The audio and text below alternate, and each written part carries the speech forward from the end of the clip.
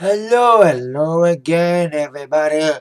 Zack Attack is here with the Atakline for this Monday, September the 15th, 2014. Hope everyone had a great weekend. I did, mostly, with 4 great DJ Zack Attack gigs over the weekend. Friday, kicked off one of my recent current tours. Back to school. First school show of the year was at the Mobile High School football tailgate. It was a home opener against the Utica Chieftains, one of the most fierce rivals besides Eisenhower. And I was a little bit weary about the show because it was kind of a cold day, I think. I didn't think there was going to be a lot of people there. I was like, it was we don't care, but this upcoming Friday's the Watchdog games will be nicer weather. So I thought this would be better than last week. Well, the first game this past Friday was actually better than I thought. The end was better than I thought.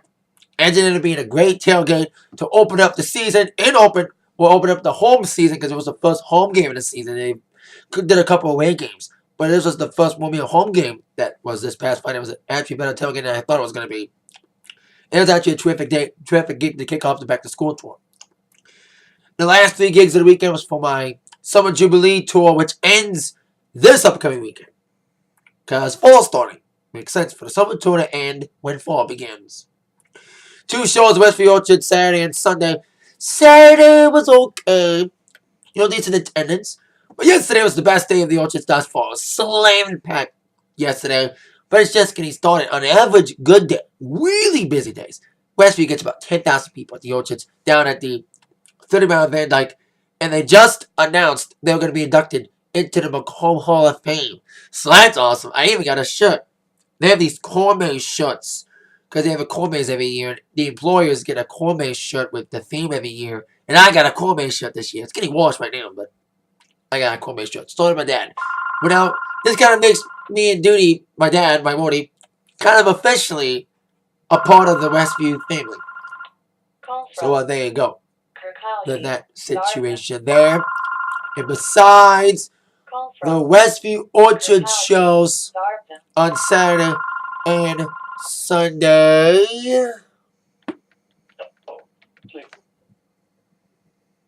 we had the 50th birthday party that happened. Saturday was a surprise 50th birthday party, which was an awesome show.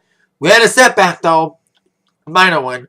I have a big 42-inch of LED screen TV that we bring to play on my music videos and live performances. That's what makes me unique, but unfortunately, it fell out of the van. It was in a bad position. And my dad, like I said, with my roadie, he tried to catch it. He tried to catch it with his knee. And unfortunately, when he catch it with his knee, the knee went through the TV and cracked the damn thing. We just got a new TV today, which is ready for the gigs next weekend, but we didn't have a working TV, for last week's Saturday night show. Thankfully, the householders, the house people, the people who owned it, the guy who was having a party for, was a nice guy. They actually let us use one of their TVs for the evening. So at least we had a TV. And it was one of the best dance parties of the year. Thus far, one of the best dance parties in a while. It was a slamming ass dance party. Once it got going, it was like an hour and a half of dance. All the new shit worked. All about that bass went well. Line dances obviously went well.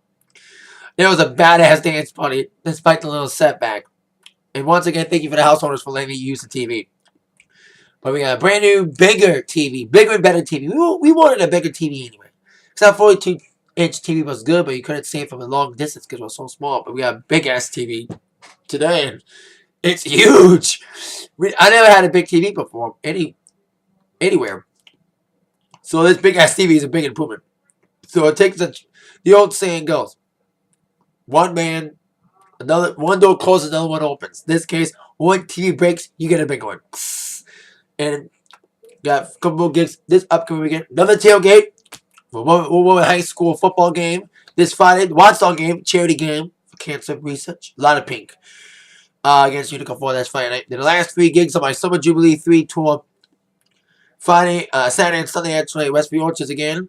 Saturday night show at Hell's Our Home, a Pecker Club. That should be an excellent show in Wiley. Now, on with your news of the day. Starting with your new #1 movie. Guardians of the Galaxy's re-entry at #1. Their second reign at the top finally ended. But of all things, a horror movie. No Good Deed lands at number 1 this week, the horror movie, with about 15 mil. September was always the worst month for movies. The only good thing is it beat Dolph and Tale 2. Yeah, beat a kids movie. That's the only good part. But I know the Equalizer comes out next week, not this week. So we'll see how long that No Good Deed lands to number 1. Now, on with iPhone-related news. Of course, last week, we got the big news about iPhone 6 being announced. And the pre-orders for iPhone 6 went on pre-order this past Friday. And within the first 24 hours, Apple had more than 4 million advance orders for iPhone,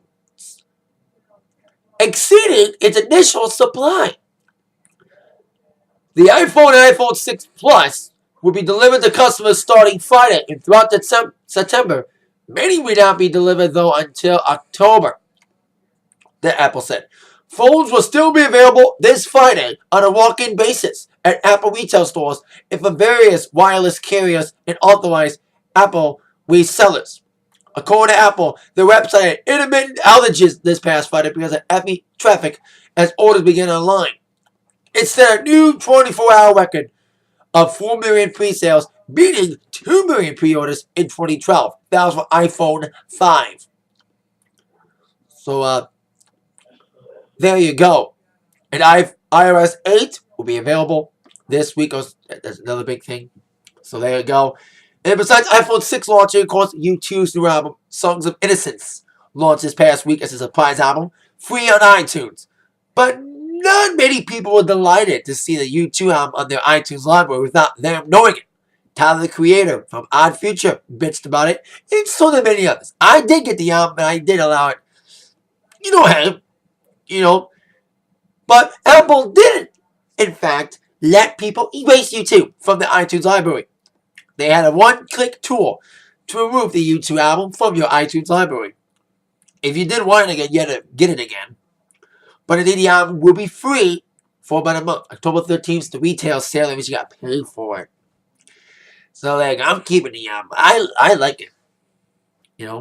Like I say, maybe it's like this been some invasion of piracy by letting Apple do stuff without your permission.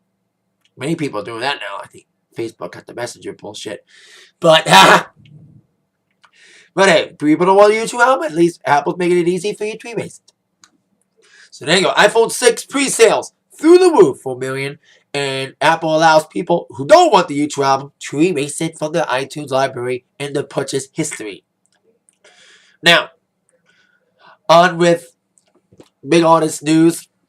Beyonce and Jay-Z ended their Big Under One tour with 2 big shows in Paris, France, which was taped for an upcoming HBO special set to air this Saturday night.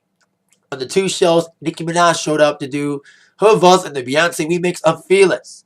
That should show up in the special along with the dramatic ending. Of course, the tour ends with Jay-Z and Beyonce divorce rumors ramping, but it may die down because there's rumors flying that Beyonce is pregnant again with her second child.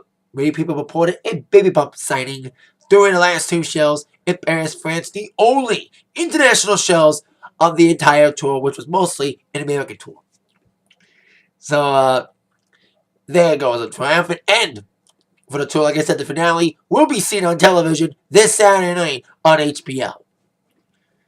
So there you go. Beyonce and Jay-Z ends up tour in Paris with Beyonce pregnancy rumors on the rise. There is no confirmation of the Beyonce pregnancy rumors. Now, on with Robin Thicke, who needs a hit bad. His career has gone downhill in the last year. The backlash for Blurred Lines has been vicious. His last album, Paula, a desperate attempt to reconnect with his estranged wife, failed miserably on the album charts. And of course, now he's fighting the lawsuit that he whipped off Marvin Gaye's Come Get It.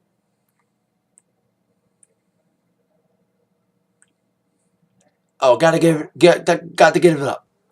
And the lawsuit was filed last year. Now the testimony was released today. And during the testimony, Robin admitted he was high during every interview. That he said on the rope that after riding in 6 producing 6 albums. I was jealous and I wanted some of the credit. Tried to take credit for it later because Pharrell wrote the whole thing pretty much himself, and I was envious of that. He got more specific during the questioning, during the testimony. He was asked, were you present during the creation of Bloodlines? He said, I was present. Obviously, I sang it. I had to be there. Were you there with Pharrell when the rhythm track was created? To be honest, that's the only part where I was high on Vicodin and alcohol when I showed up to the studio. So my recollection is when we made the song, I thought I wanted to be more involved than I was at the time. But by the time 9 months later it became a big hit, I wanted credit. So there you go. He kind of lied to me that he didn't take credit. Now he's taking credit, even though he wasn't involved in it. So it's kind of like weird. So there you go. See how this comes up and see how it ends up being in court, the result, and how it's going to affect Weapon Thicke's career. So there, Weapon Thicke admitted he was high and lying about being involved or not being involved in the production of Bloodlines and the lawsuit being fired against him by the Marvin Gaye estate for apparently whipping off. Got to give it up. It kind of sounds like I agree to that. I'm surprised Madonna didn't sue Lady Gaga for whipping off Express Yourself in Born This Way. If they're going to do that shit, if people are going to sue people for whipping each other off, like I said, Madonna should sue Lady Gaga for whipping off Express Yourself. So there you go. Now, speaking of people who need a new hit, glad to hear this news. It was 8 years ago today, ironically, that Fergie released her only solo album, The Duchess. Huge success. I remember playing all those songs when I was at Wilkinson and Powell and Romeo. I was big. You know, Fergalicious, London Bridge, For Glamorous, Big Girls Don't Cry. It's been 8 years since our last solo album. And on the anniversary of that album, there was rumors flying that Fergie will have a new album out by 2015. According to Billboard, that Fergie is in the studio working on a long-awaited second solo album. She's working with another Will. Not Will I Am, but Mike Will. That is, Mike Will made it. The mastermind behind most of Miley Cyrus's Bangers album and other big artists is set to produce Fergie's new album. Set to come out next year, but there's reports flying that there will be a new single out for that album by the end of this year. So we're gonna go to play new Fergie for instead of playing Glamorous. Like, Glamorous is a good song after all these years, but we need some new Fergie. I would love to hear some new Fergie, and I think we're gonna get it very soon with a new album coming out 2015, new single possibly coming out by the end of this year, so can't wait for some new Fergie. Take some time off on fucking Josh Duhamel and make some new music. That is it for the Atakline today. Thank you all very much for watching. With that in mind, y'all been attacked by the news from Zach. See you all later, everybody. Yeah.